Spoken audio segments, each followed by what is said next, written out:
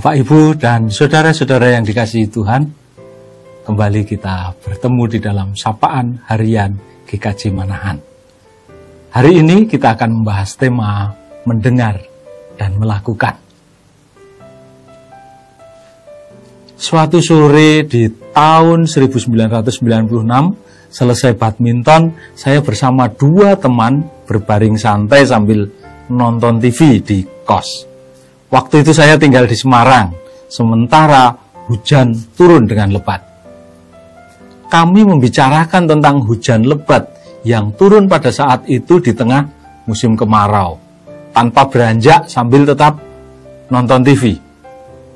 Sekitar setengah jam kemudian pemilik kos teriak-teriak, "Mas, mobilnya!"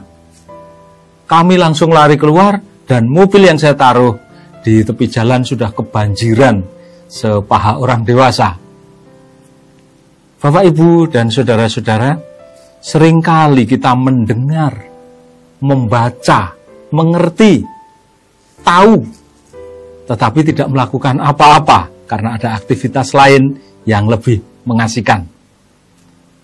Hari ini kita akan membaca firman Tuhan dari Yakobus 1 ayat yang ke-22 sampai ke-25.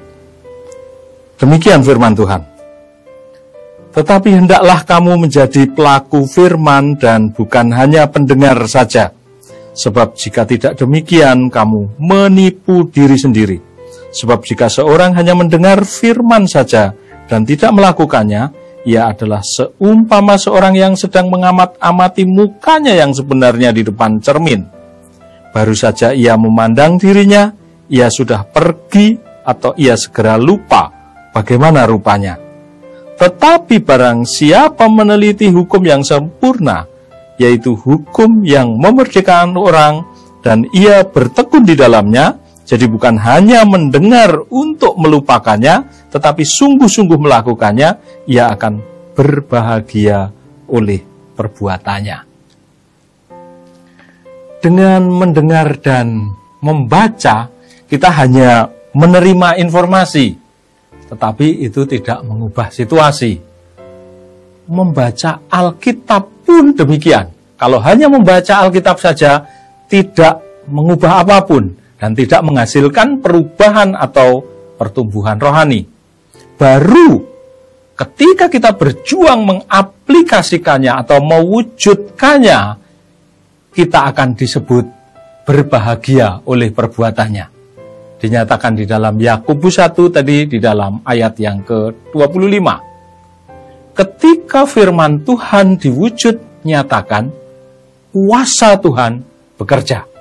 Kita bisa melakukan perbuatan yang baik dan benar bagi diri sendiri maupun sesama.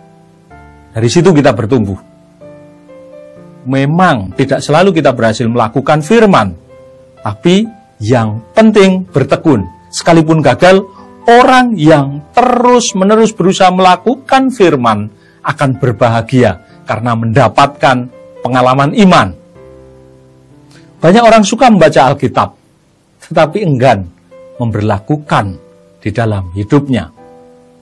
Mungkin kita akan berdalih, ini bukan saat yang tepat, atau akan saya lakukan nanti.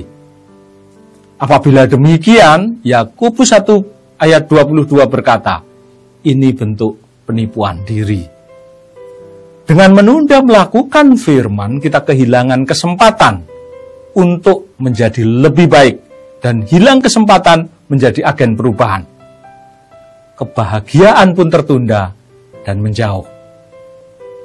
Bapak, Ibu, dan saudara-saudara yang dikasihi Tuhan, mari kita libatkan Roh Kudus dalam setiap pembacaan firman yang kita lakukan. Bukan hanya tekun membaca setiap hari, tapi juga bersama-sama berjuang mewujudkan di setiap aspek hidup kita. Amin. Mari kita berdoa. Bapa, kami bersyukur untuk firman hari ini. Engkau mengajar kami agar kami tidak hanya sekedar menjadi pendengar atau pembaca firman saja, tetapi berusaha mewujud nyatakan di dalam kehidupan kami, di semua aspek kehidupan kami. Roh Kudus, tolong untuk kami melakukannya. Dalam nama Tuhan Yesus, kami sudah berdoa dan bersyukur. Amin.